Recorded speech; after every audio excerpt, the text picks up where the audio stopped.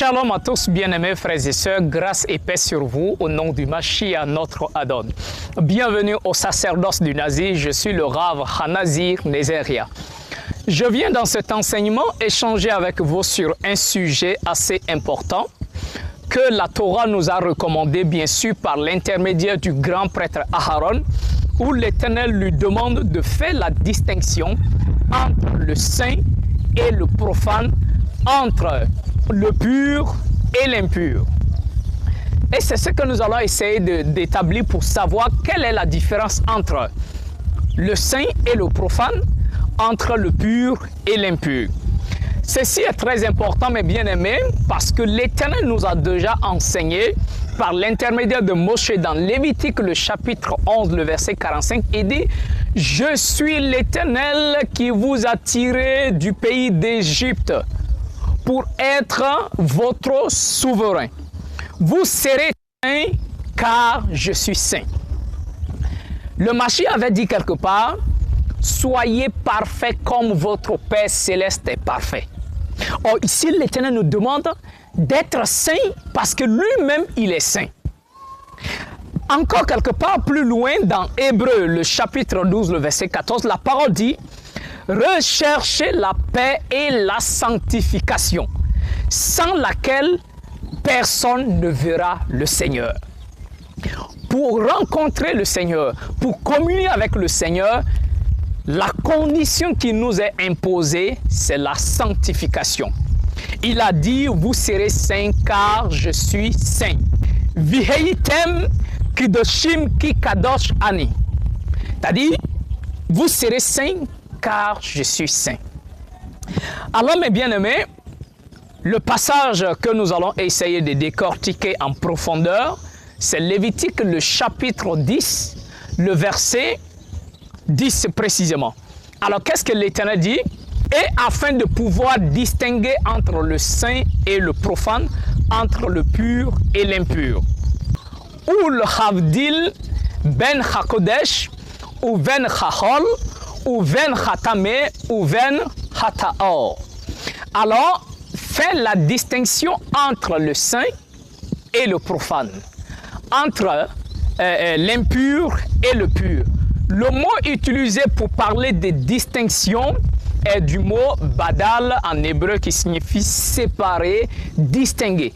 C'est le même mot que nous trouvons bien sûr dans Genèse le chapitre 1, le verset 6 où la parole dit « L'Éternel fit une distinction entre le jour et la nuit, entre les ténèbres, bien sûr, et la lumière. » Alors, le mot badal, ça signifie non seulement séparer, distinguer, mais en même temps créer.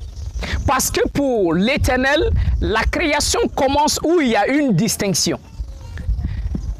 Et ce acte de badal là, de séparation, nous permet de sortir de la confusion où la Torah parle du chaos, où il parle du tohu bohu, où tout était confondu. Et dans cette confusion, pour l'Éternel, il n'y a pas de création. La création commence quand l'Éternel commence à faire une distinction. Alors, la parole nous dit que l'Éternel n'aime pas vivre dans le désordre. Parce que la confusion, où il n'y a pas de distinction, il y a la confusion. Et où il y a la confusion, il y a le désordre. Et où il y a le désordre, l'Éternel ne peut pas y vivre. Comme nous dit 1 Corinthiens, le chapitre 14, le verset 33, où il dit que notre Seigneur n'est pas un Seigneur de désordre.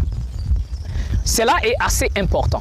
Alors cette séparation n'a pas pour but de rejeter ce qui est profane. Mais c'est cette séparation qui nous permet de faire une distinction entre ce qui est saint et ce qui est profane, afin d'être capable d'élever le profane au service de l'Éternel. Et c'est ce processus d'élévation du profane vers l'Éternel qui est appelé la sanctification. Et Hébreu nous dit, sans cette sanctification, personne ne verra le Seigneur. Ce qui veut dire que si nous ne sommes pas capables de faire déjà une distinction entre le profane et le saint, et si nous ne sommes pas capables d'élever ce qui est profane en nous vers l'Éternel, alors sans cette sanctification, on ne peut pas voir le Seigneur. Alors comprenez que beaucoup ont comme ça dans leur prière demandé au Seigneur, Seigneur manifeste-toi, Seigneur je veux voir ta manifestation, je veux sentir ta présence. Mais pendant que ces personnes sont toujours dans l'état profane, ils sont dans l'état profane, mais ils veulent voir la manifestation de la présence du Seigneur, ce qui est carrément impossible, mes bien-aimés. Alors, il faut comprendre que ce qui est saint est différent de ce qui est profane. Alors, le saint en hébreu qui est Hakodesh, c'est le fait de ce qui est séparé, c'est ce qui est dédié, ok, au saint qui est l'Éternel, bien sûr. Quand on prend quelque chose, on le sépare, on sépare cette chose-là. On dédie cette chose au Seigneur, on vient de rendre l'objet saint ou sacré. D'accord? Maintenant, le profane en hébreu qui est le hol, c'est ce qui est banal, c'est ce qui est en quelque sorte mélangé, c'est ce qui est dans le commun, c'est-à-dire c'est pour tout le monde.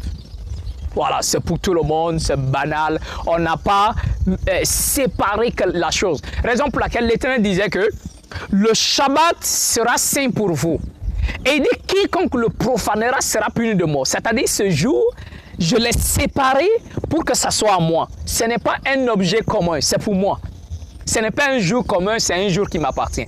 Maintenant, il dit celui qui va le profaner, celui qui va le mélanger avec les autres jours sera puni de mort. Alors le profane, c'est ce qui est banal, c'est ce qui n'a pas été élevé vers le Seigneur, c'est ce qui n'a pas été consacré, c'est ce qui n'a pas été dédié à l'Éternel. Maintenant, quelle est la différence entre l'impur et le pur? Quand nous prenons le mot impur, qui est tamé en hébreu, alors il faut comprendre que le mot tamé est composé avec les mêmes lettres que le mot atam, qui signifie fermé ou soit bouché. Alors quand on parle de ce qui est impur, ça veut dire tout simplement c'est un objet qui va nous fermer à la sanctification. C'est un objet qui nous ferme à la sanctification, qui nous ferme à la présence de l'Éternel. C'est comme si quand on dit quelque chose est impur, je prends un exemple où l'Éternel dit vous devez considérer le porc comme un animal impur. Ça veut dire que c'est un animal, quand tu touches ou tu manges, ça va automatiquement te fermer à la sanctification. Ça va te fermer au point où tu n'es plus ouvert à la sanctification, tu ne peux plus avoir accès à la sanctification, tu ne peux pas avoir accès à ce qui est sacré, à ce qui appartient à l'Éternel. D'accord? C'est ça le mot impur. Ça veut dire tout simplement être fermé. Alors que le mot pur, ça veut dire ce qui ouvre à la sanctification. Quand l'Éternel dit cet objet est pur, ça veut dire que c'est un objet, quand tu touches, quand tu utilises, c'est un objet qui va contribuer à t'ouvrir davantage à la sanctification, à t'ouvrir davantage à la présence de l'Éternel. Alors l'Éternel demande comme ça au grand prêtre Aaron de ne pas boire du vin quand il entre bien sûr dans le tabernacle, dans le service, afin de pouvoir faire une séparation, une distinction entre ce qui est saint et ce qui est profane. C'est-à-dire le grand prêtre ne peut pas utiliser un objet profane chez lui au point où il va traîner cet objet-là jusqu'à dans le lieu saint, jusqu'à dans le tabernacle du Seigneur où tout ce qui est là est sacré. Vous comprenez? Alors, le saint, c'est ce qui a été séparé, c'est ce qui a été dédié au Seigneur et à son service. Le profane, c'est ce qu'on n'a pas dédié au Seigneur, c'est ce qui est mélangé, c'est ce qui est commun, c'est ce qui appartient à tout le monde, c'est ce qu'on peut prendre pour faire ceci, aller prendre pour faire cela, on l'utilise un peu partout. D'accord? Et l'impur, c'est ce qui est fermé, c'est ce qui nous ferme à la sanctification. C'est ce qui nous ferme à la présence de l'Éternel. Et le pur, c'est naturellement ce qui nous ouvre à la sanctification, à la présence de l'Éternel. Alors, mes bien-aimés, il faut que nous arrivions à faire cette distinction.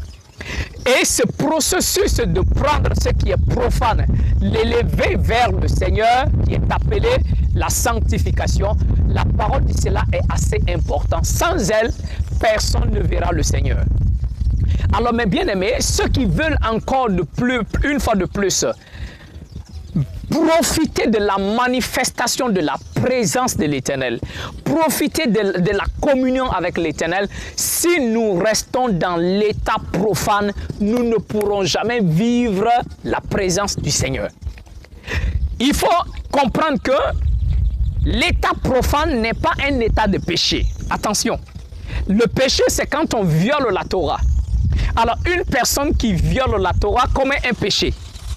D'accord? Mais en même temps, il peut arriver qu'on ne viole pas la Torah. Il peut arriver qu'on n'est pas en train de violer la Torah, on sort totalement du péché, mais on sort et puis on vient rester dans l'état profane. Et quand nous restons dans l'état profane, ce n'est pas l'Éternel, le Tout-Saint, le Tout-Puissant qui va descendre à notre niveau, dans notre état de profane pour venir communier avec nous. Non! Si nous voulons communier avec lui, si nous voulons communier avec l'Éternel, avoir sa présence, sa manifestation, alors il nous faut nous élever à une sainteté pour aller à sa rencontre. Mais lui, il ne descendra pas dans notre niveau de profane pour pouvoir communier avec nous. Ça n'existe absolument pas. Que le Père nous accorde sa faveur, que l'Éternel nous accorde cette grandeur-là de pouvoir nous sanctifier davantage afin de pouvoir communier avec lui et vivre dans sa présence. Que le Père vous bénisse abondamment. C'était le Rav Hanazi Nezeria. Je vous dis shalom.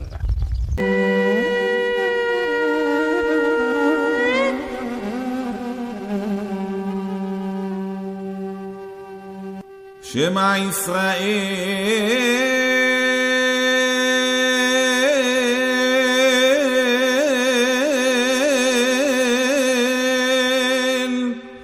Adonai